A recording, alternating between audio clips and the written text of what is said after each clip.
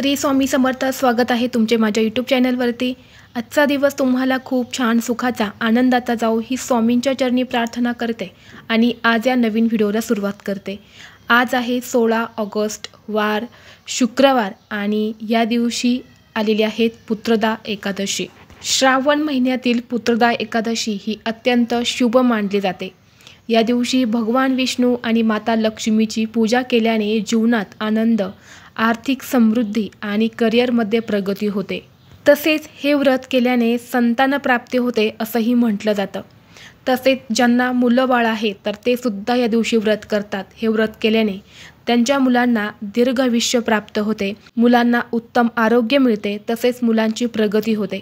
म्हणून हे व्रत अतिशय शुभ आणि महत्त्वाचं मानलं जातं।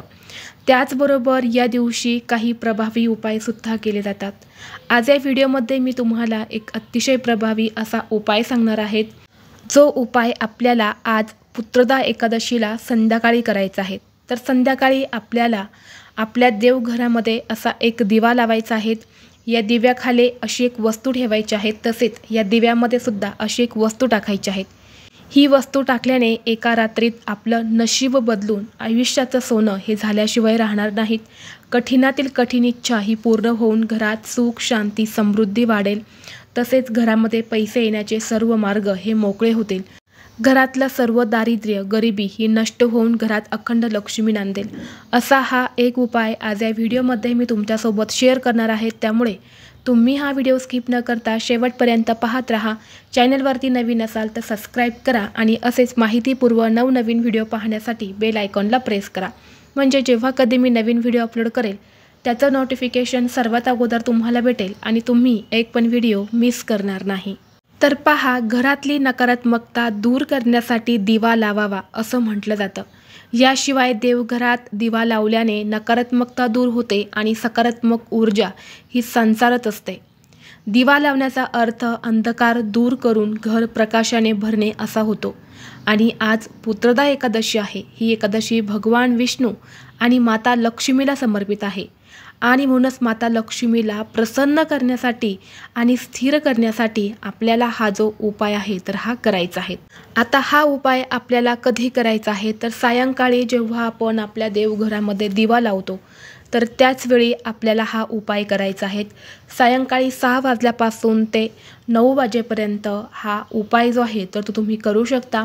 कारण ही जी वेळ असते तर ही लक्ष्मी येण्याची तिन्ही सांजेची वेळ असते आणि या वेळेमध्ये जर आपण हा उपाय केला तर माता लक्ष्मी ही आपल्या घराकडे स्वतःहून आकर्षित होत असते। आता हा उपाय घरामध्ये का करायचा आहे तर सांगितल्याप्रमाणे जर आपल्या घरामध्ये आर्थिक समस्या असेल, पैसा टिकत नसेल, सतत पैशांच्या अडचण येत असेल, तसेच आपल्या घरात कोणतंही महत्त्वाचं काम हे पूर्ण होत नसेल, सतत कामांमध्ये अडथळे येत असेल, घरामध्ये मुलांची प्रगती होत नसेल, तसेच शुभ कार्य आपल्या घरामध्ये घडत नसेल, सतत वाद विवाद कलह आपल्या घरामध्ये होत असेल तर हा एक उपाय तुम्ही नक्की करा।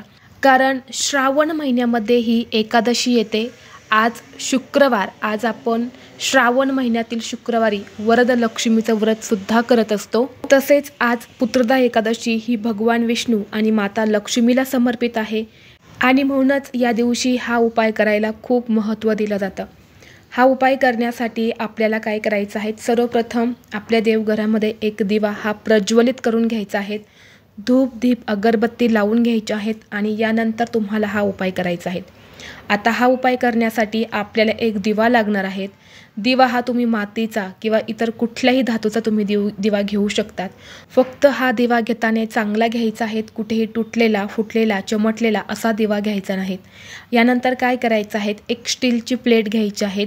यानंतरनं या प्लेटमध्ये आपल्याला 2 मूठभर जे खडे मीठ असतं तर ते टाकायचं आहे आणि यानंतरनं आपल्याला या दिव्यामध्ये दुहेरी कापसाची वात करून लावायची आहेत। शुद्ध गाईचं तूप असेल तर तूप घालायचं आहे, जर तूप नसेल तर तुम्ही तेल देखील घालू शकतात। यानंतरनं हा दिवा आपल्याला प्रज्वलित करायचा आहे आणि त्या मिठावरती ठेवायचा आहे, म्हणजे ज्या प्लेटमध्ये आपण मीठ घेतलेलं आहे तर त्यावरती हा दिवा तुम्हाला ठेवून प्रज्वलित करायचा आहे। आणि यानंतर या दिव्यामध्ये आपल्याला 2 अखंड वेलची, कुठेही तुटलेल्या फुटलेल्या नसणाऱ्या अशा 2 वेलची आणि 2 लवंगा आपल्याला या दिव्यामध्ये टाकायच्या आहेत. आणि यानंतरनं या दिव्याला हळदी कुंकू लावायचं आहेत, अक्षर अर्पण करायचे आहेत, फूल अर्पण करायचं आहेत.